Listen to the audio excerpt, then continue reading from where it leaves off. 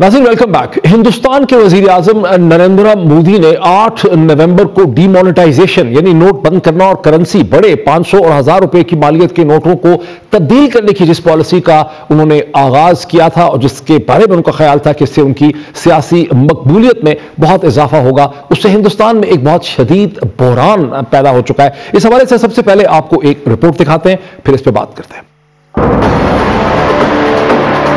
भारतीय नरेंद्र मोदी सरकार जो पाकिस्तान के खुदा न ख्वास्ता टुकड़े करने के ख्वाब देख रही है, फिलहाल तो अपनी पॉलिसियों की वजह से एक नए अंदरूनी बहरान का शिकार है। भारत में पुराने 500 और 1000 के नोटों पर पाबंदी को 40 रोज गुजर चुके हैं, जिनको नए नोटों से तब्दील करने के लिए महज 1 रोज की मोहलत दी गई थी। भारतीय वजीर आजम नरेंद्र मोदी ने इसकी वजह तो ये बताई कि इससे दहशतगर्दी, नोटों की ब्लैक मार्केट और जाली नोटों की सर्कुलेशन में कमी आएगी। देश को भ्रष्टाचार और काले धन रूपी दीमक से मुक्त कराने के लिए एक और सख्त कदम उठाना जरूरी हो गया है। लेकिन ये पॉलिसी भारतीय हुकूमत के गले पड़ गई है। अभी तक तो अवाम ही इस पॉलिसी से परेशान दिखाई दे रहे हैं, जो नोट तब्दील करवाने के लिए बैंकों में लंबी लाइनों में लगे हैं। धक्कम पील के बायस और इस पॉलिसी से मुंसलिक वाकयात में अब तक 84 के करीब लोग जान से जा चुके हैं। बच्ची की शादी है 1 तारीख को, कल भी बोले पैसे नहीं है बोल के, आज भी बोल रहे पैसे नहीं है बोल। Standing in the Q from 6 AM 5 AM in the morning. 4 दिन से हम बैंक के चक्कर काट रहे हैं, 6 दिन कैश खत्म है, कैश नहीं है। सबको पैसा देना है, इसलिए पापा सोच रहे मैं क्या जुगाड़ कर। दूसरी तरफ भारतीय हुकूमत इसको मामूली तकलीफ करार दे रही है। भारतीय और बैनुल अक़वामी मुआशी माहिरीन मोदी की इस पॉलिसी को शदीद तनकीद का निशाना बना रहे हैं। ऑपोजिशन भी इस पॉलिसी पर शदीद एहतजाज कर रही है। Farmers are dying, more than 100 people have died.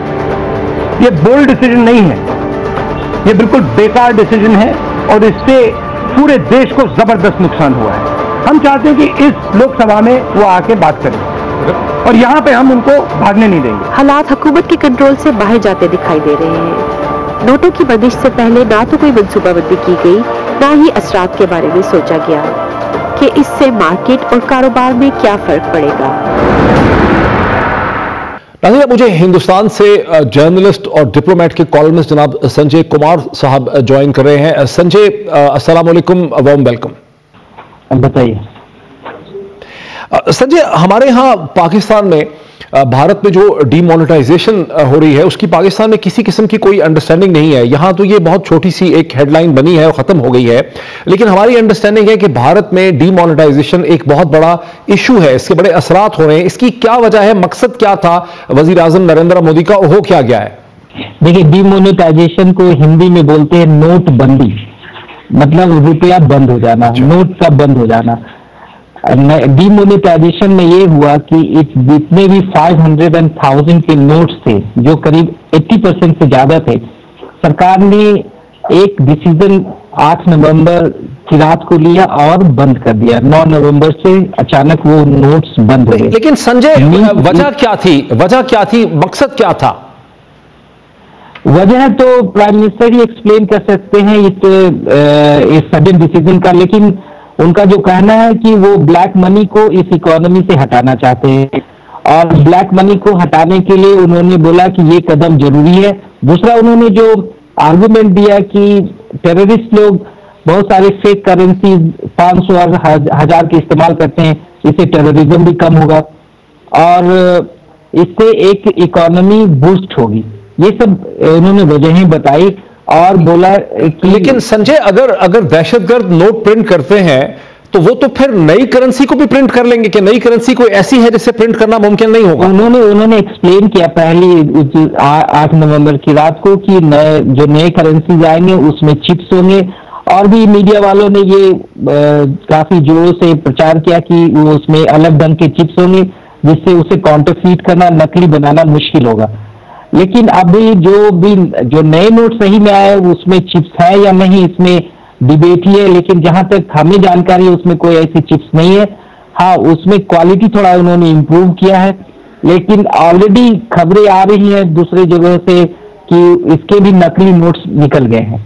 तो प्राइम मिनिस्टर का जो पहली रात का जो डिसीजन था कि नकली नोट्स नहीं बनेंगे, वो अपने आप में ही अब 1 महीने में ही ये झूठ साबित होने लगा। दूसरी बात कि वो ब्लैक मनी नहीं, लेकिन संजय ये तो समझाएं हमारे व्यूअर्स को कि काला धन या ब्लैक इकोनॉमी जो है हिंदुस्तान में, वो कितना बड़ा मसला है कि नरेंद्र मोदी ने पूरे मुल्क को इतनी बड़ी मुसीबत में, अजाब में डाल दिया है। कितना बड़ा मसला है ब्लैक इकोनॉमी? देखिए, इसका बैकग्राउंड ये है कि नरेंद्र मोदी जब प्रधानमंत्री बने तो उनके बनने के पीछे एक वजह एंटी करप्शन मूवमेंट था।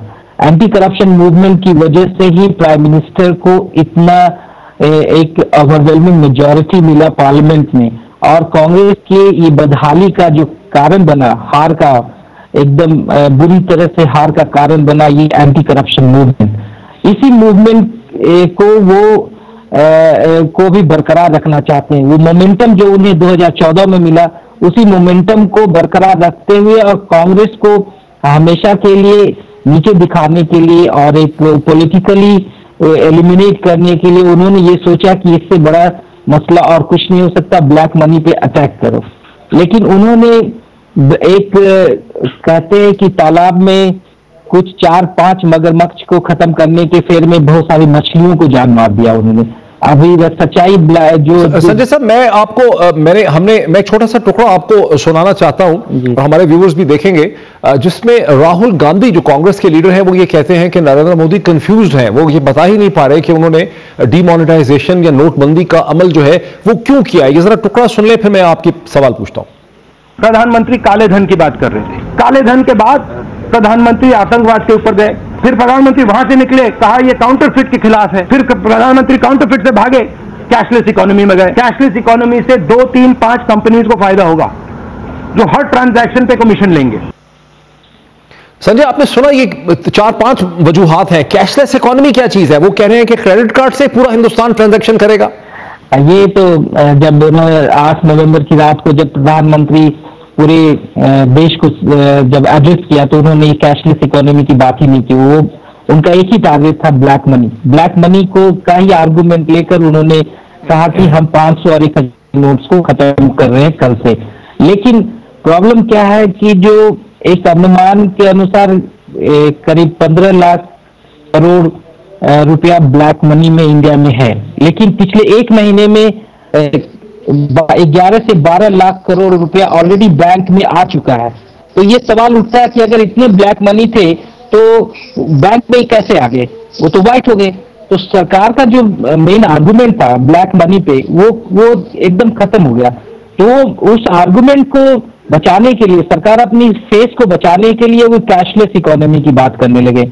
उन्होंने बोला कि अब डिजिटल इकोनॉमी, कैशलेस इकोनॉमी देश के लिए। अच्छा, लेकिन ये तो समझाएं हमें कि अगर 11, 14, 1500 करोड़ 15,000 करोड़ रुपए में से 11 लाख वापस आ चुका है बैंकों में, तो फिर ये झगड़ा क्यों है? ये जो फसादात हो रहे हैं, जो मारपीट हो रही है, जो जलसे जुलूस हो रहे हैं, 84 या 100 लोगों की जो हत्या हो गई है, डेथ हो गई है, इसकी वजह क्या है?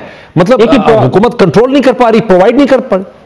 नहीं, इसमें डीमोनेटाइजेशन में एक इश्यू ये है कि सरकार ने 500 और 1000 के नोट को तो बंद किया ही, प्लस उन्होंने सरकार ने ये बोला कि जिसके पास ऑलरेडी पैसे बैंक में है वो एक दिन में 2000 से ज्यादा विड्रॉ नहीं कर सकते एटीएम से, प्लस अगर एक वीक में नॉट मोर देन 24,000। अब ये हो गया कि अगर आपका पैसा भी बैंक में है तो यू कैन नॉट विड्रॉ। इस वजह से एक तो जिसके पास जो पैसा है वो विड्रॉ नहीं कर सकते, और जिसके पास पैसा नहीं है वो भी विड्रॉ नहीं कर सकते। 2000 से ज्यादा वो विड्रॉ नहीं कर सकते। तो आप देखेंगे तो इसका सियासी इंपैक्ट क्या होगा जब आगे इंतखाबात होने वाले हैं? आज देश का एक इंसान इस नोटबंदी से, डीमोनेटाइजेशन से परेशान है।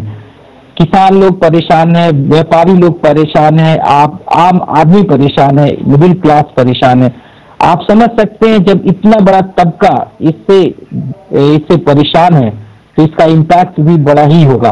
अब इस बीजेपी की सरकार को, नरेंद्र मोदी की सरकार को इसका एहसास अब होने लगा। पहले तो एक महीने तक ये कहते रहे कि ये देश के लिए अच्छी बात है, और जो डिमोनेटाइजेशन का समर्थन कर रहे हैं, सपोर्ट में है, वो एक देशभक्ति का काम कर रहे हैं। उन्होंने नेशनलिस्ट आर्गुमेंट लेकर लोगों का समर्थन खींचने की कोशिश की, लेकिन लोगों को समझ में आ गया कि इनका ये जो होल आइडिया डिमोनेटाइजेशन था वो इम्प्लीमेंटेड है, इन थॉट इश्यू है, इन थॉट प्रोग्राम है, और प्रधानमंत्री ने बड़ा इमोशनल होकर ही डिसीजन ले लिया, देश के हित में डिसीजन ले लिया। चूंकि ऐसा कोई भी इकोनॉमिस्ट नहीं है इंडिया में, एक्सेप्ट जो सरकारी इकोनॉमिस्ट को छोड़ दें, जिन्होंने इस डीमोनेटाइजेशन के बारे में क्रिटिकल ओपिनियन नहीं रखे। सबने बताया कि इससे करीब करीब 2% इंडिया का जीडीपी पीछे चला जाएगा। नॉट ओनली दैट, जहां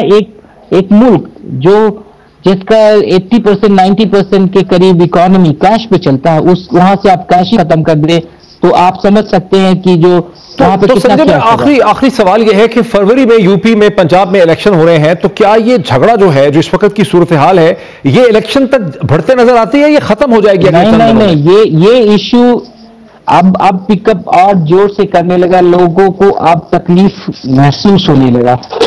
अब आप ये यूपी में इसका रिफ्लेक्शन आपको मिल जाएगा, जिस ढंग से डिसकंटेंटमेंट है और वो लोगों में। पंजाब में इस ऑलमोस्ट सर्टेन बीजेपी वहां जो अकाली दल के साथ अलायंस में, वहां पे करीब ये श्योर है कि वहां पे वो नहीं आते। यूपी एक टेस्ट केस है, और यूपी में जिस ढंग से माहौल देश में बन रहे हैं, उस ढंग में ये नहीं लगता कि बीजेपी के लिए एक आसान वहां पे आसानी से वो जीतने का सोच भी सकते। वहां पे ऑलरेडी उनके लिए ग्राउंड टफ होता जा रहा है। आप जिस ढंग से आप देखिए, राहुल गांधी को जिस ढंग से अब प्रोमिनेंस मिलने लगा, उनकी आवाज को लोग सुनने लगे, इसी से आप समझ सकते हैं कि मोदी का ग्राफ धीरे धीरे अब नीचे जाने लगा।